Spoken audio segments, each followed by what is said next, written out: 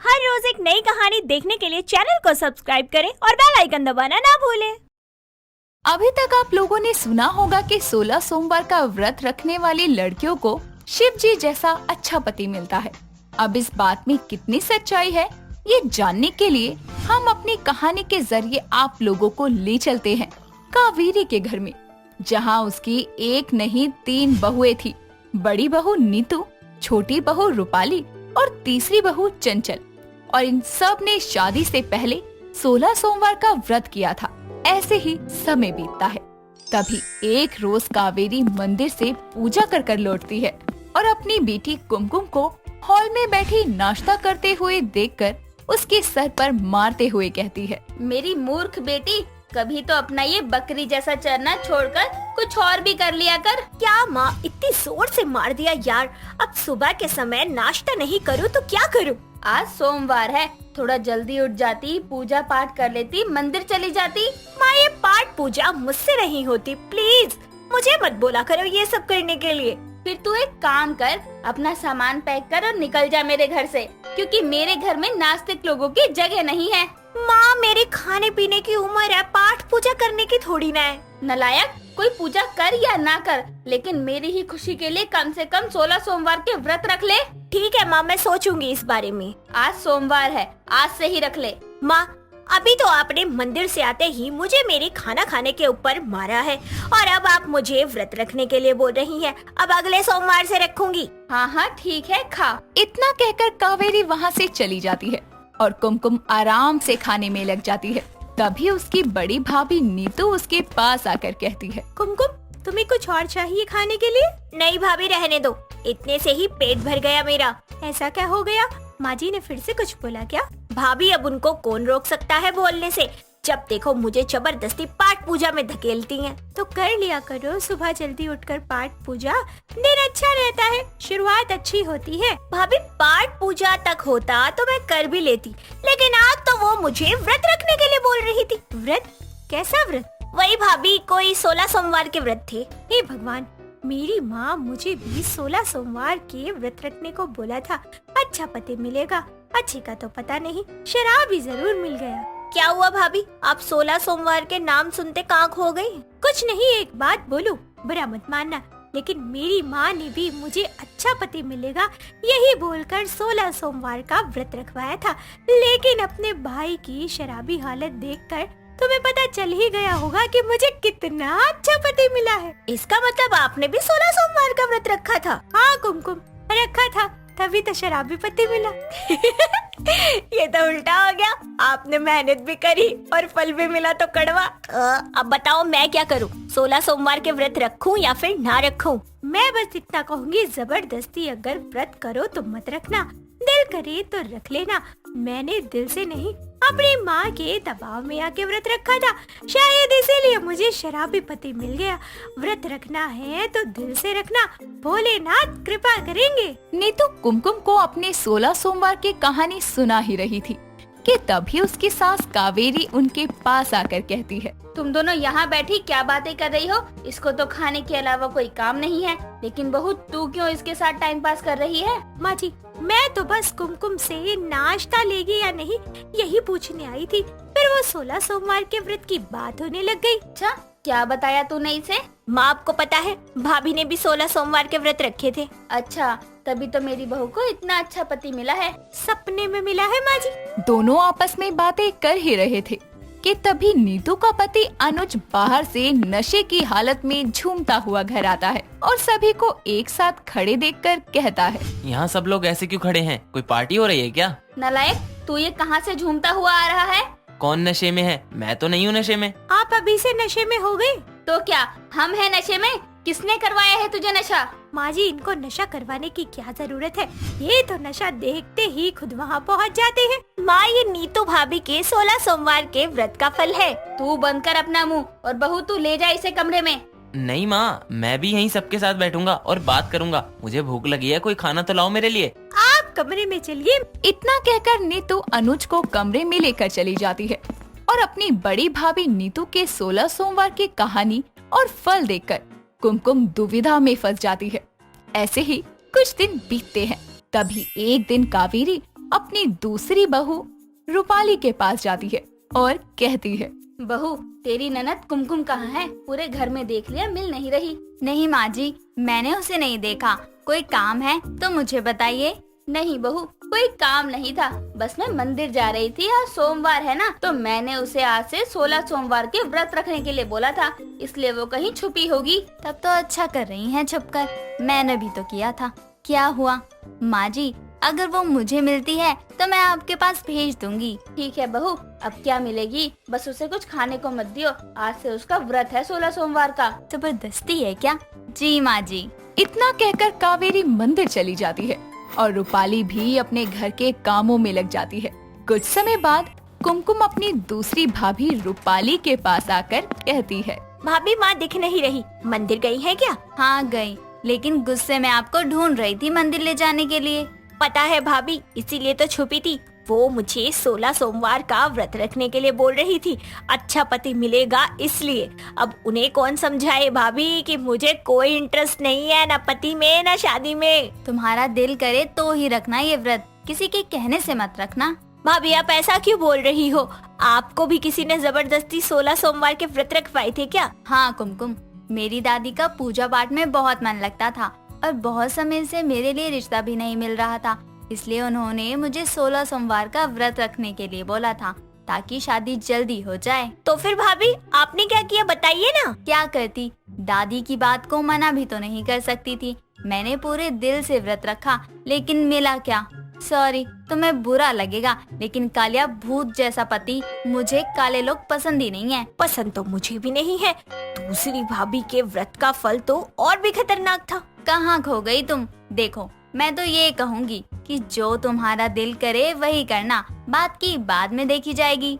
रूपाली और कुमकुम आपस में बातें कर ही रहे थे कि तभी रूपाली का पति विनय ऑफिस जाने के लिए रेडी होकर नीचे आता है और रूपाली से कहता है, घर के लोग सभी कहाँ गायब हैं? और कुमकुम तू आज कैसे आ गई किचन में? सभी अपने अपने कामों में लगे हैं और कुमकुम को भूख लगी थी, इसलिए वो किचन में आई थी। माँ कहाँ है? वो भी दिखाई नहीं दे रही। माँ जी मंदिर गई हैं। अब आप सवाल ही पूछते रहेंगे या नाश्ता भी करेंगे? सॉरी यार, लेट हो रहा है, मैं ऑफिस में कर लूंगा नाश्ता, बाय। इतना कहकर विनय ऑफिस के लिए निकल जाता है और कुमकुम अपनी दूसरी भाभी रूपाली के व्रत की कहानी सुनकर और भी चिंता में आ जाती है। कुछ समय बाद वो अपनी तीसरी भाभी के कमरे में जाती है, जहाँ नीतू और रूपाली पहले से बैठी होती है और वो अपनी भाभी से कहती है, भाभी मैंने अपनी दोनों भाभीयों के 16 सोमवार के व्रत की कहानी सुन ली।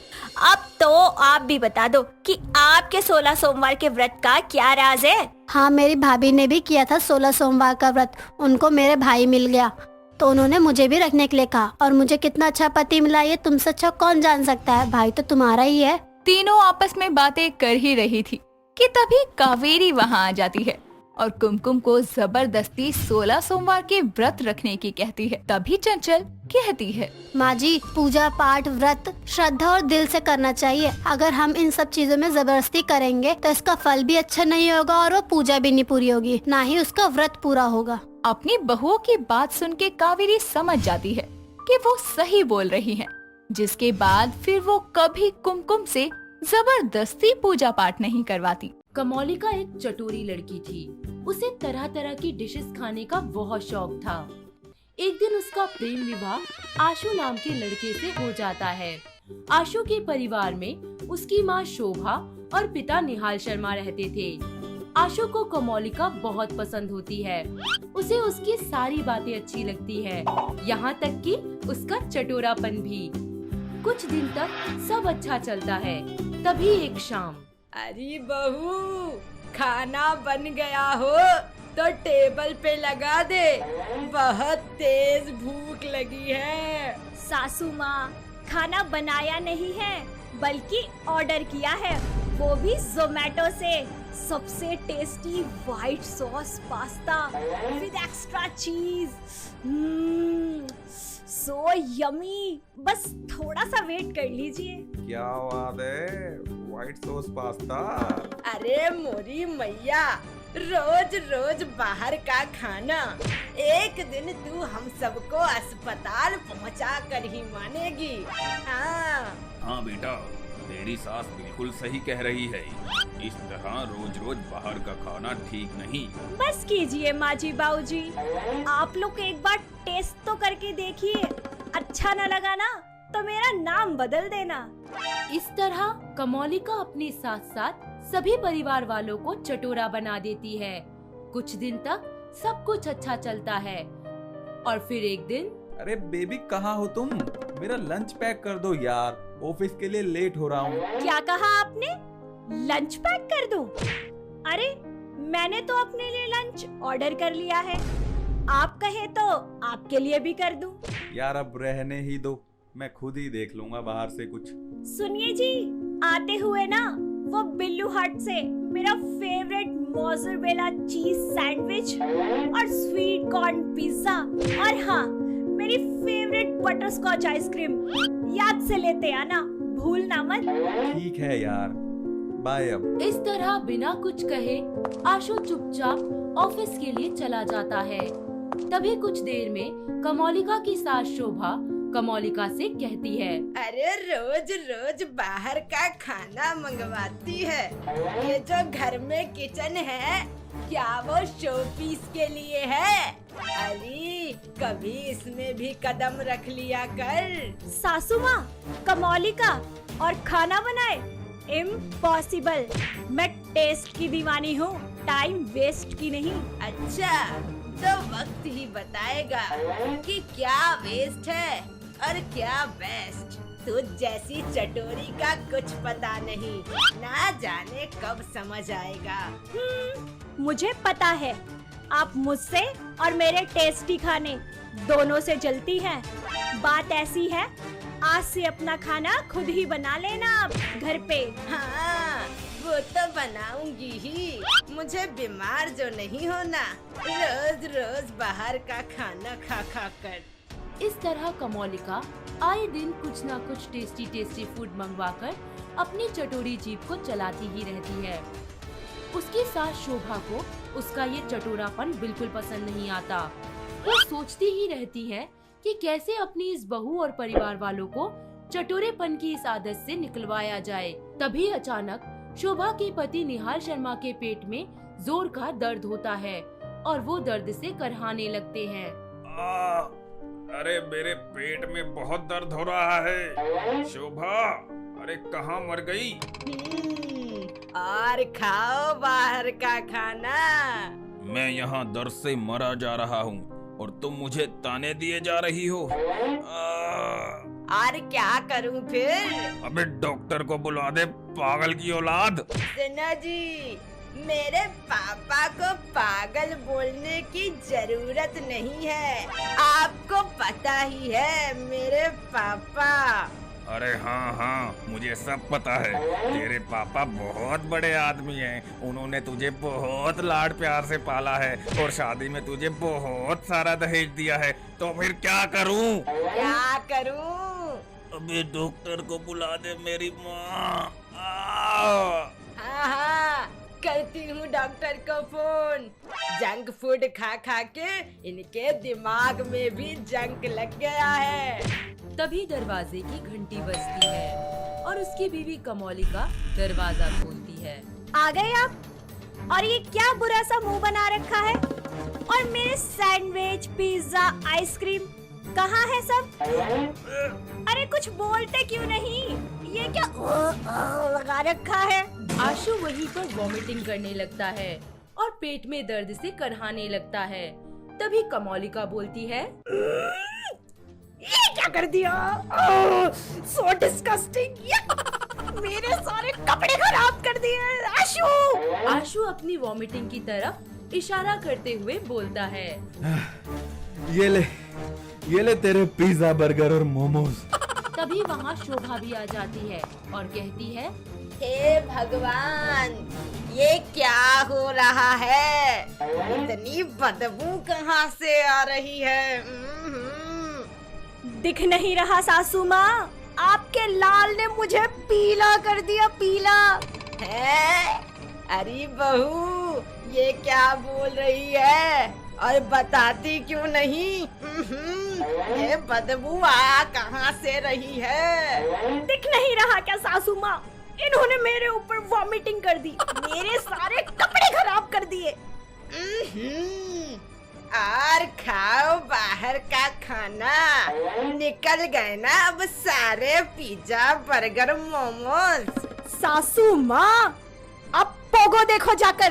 पोगो? अरे ये पोगो क्या होता है? अरे अब सच में पोगो देखने मत बैठ जाइयो, डॉक्टर को बुला दे। मैं ही बुला देती हूँ। सासू माँ, आप तो ना बस चुप हो जाइए। अब तो मेरे भी पेट में दर्द होने लगा। और खाओ बाहर का खाना।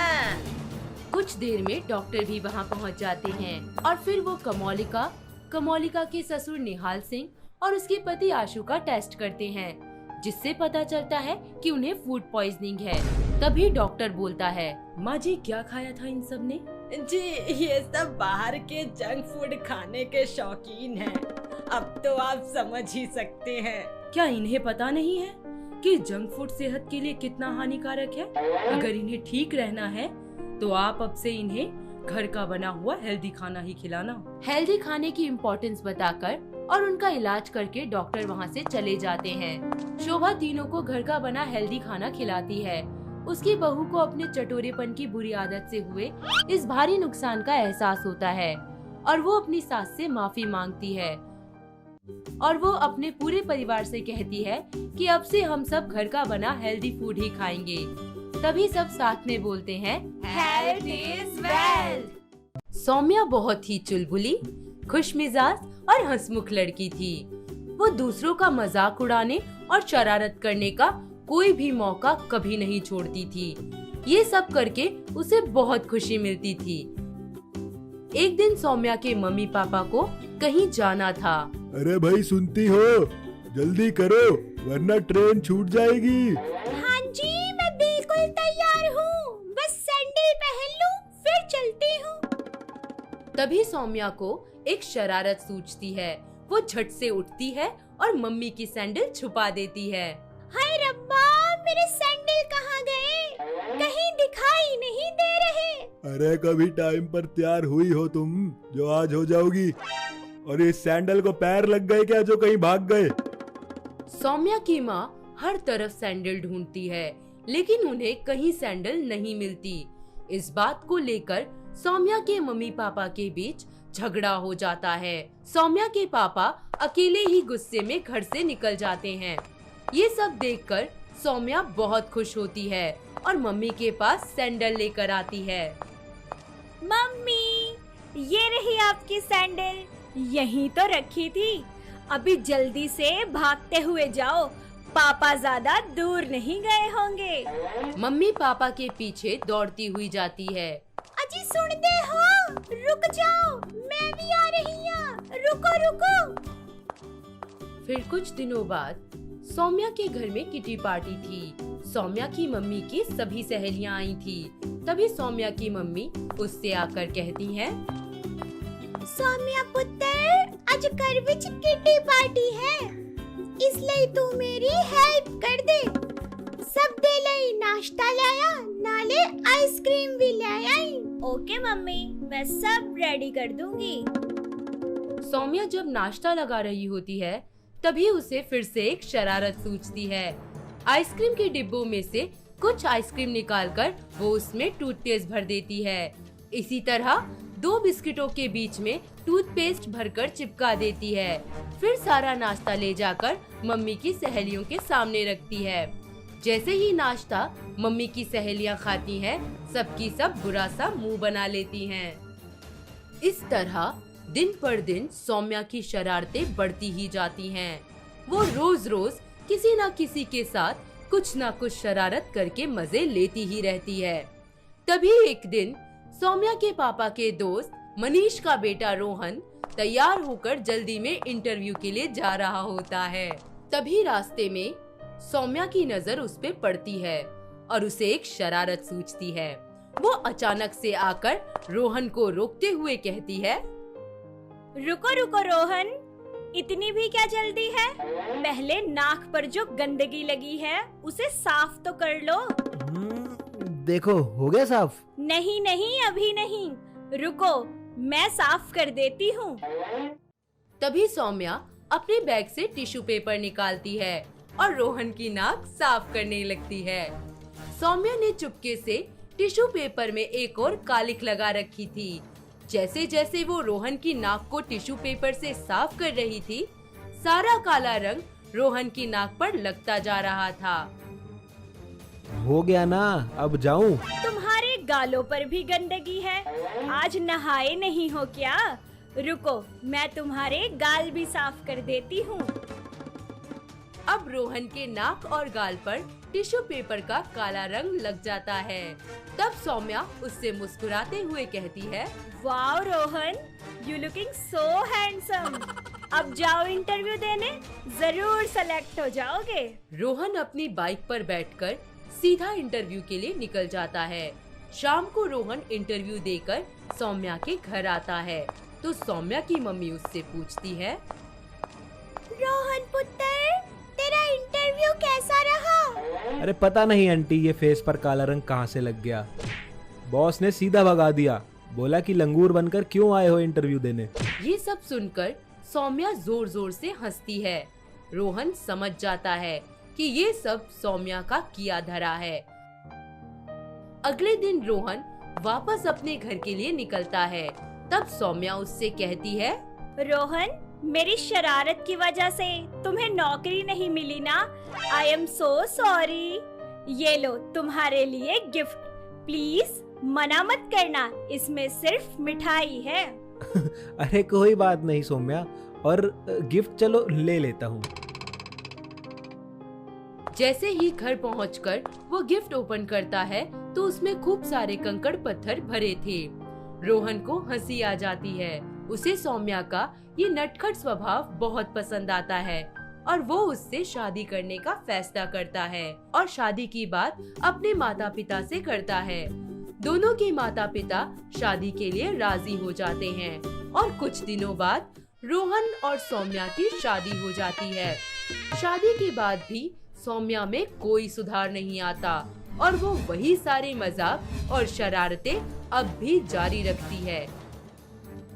वो सोचता है कि कैसे सौम्या को उसकी शरारतों के कारण होने वाली तकलीफ का एहसास दिलवाया जाए।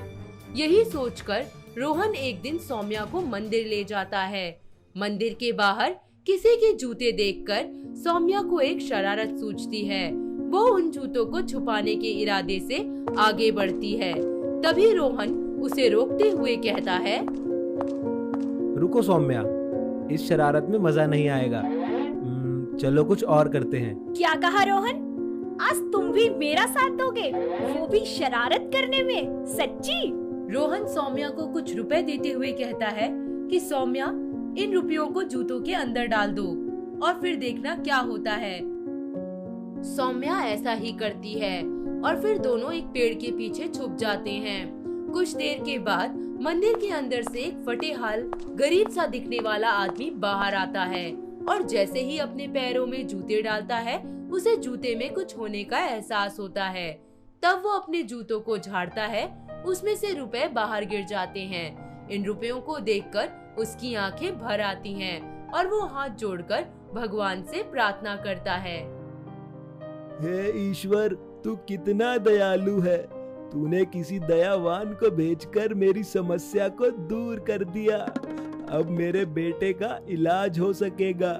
शुक्रिया भगवान, और शुक्रिया उसका भी जिसने इस बुरे वक्त में मेरी सहायता करी। अब रोहन सौम्या की तरफ देखता है। सौम्या की आंखें भी आंसुओं से भरी थी। तब रोहन उससे कहता है, देखो सौम्या, असली मजा दूसरों को परेशान करके नहीं बल्कि उनकी मदद करके मिलता है। I hope you understand. हाँ रोहन, अब मैं अच्छी तरह समझ चुकी हूँ। दूसरों की हेल्प करने में जो खुशी मिलती है वो किसी शरारत को करने में नहीं है।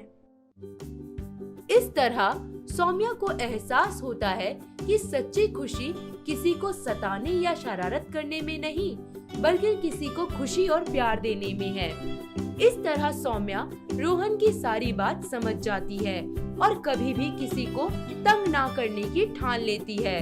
तभी रोहन उसे प्यार से गले लगा लेता है और दोनों अपने घर चले जाते हैं। अगर आपको ये वीडियो पसंद आया हो तो इसे लाइक कीजिए, चैनल सब्सक्राइब कीजिए और कमेंट करके बताइए कि भविष्य में आप कौन सी कहानी देखना पसंद करेंगे।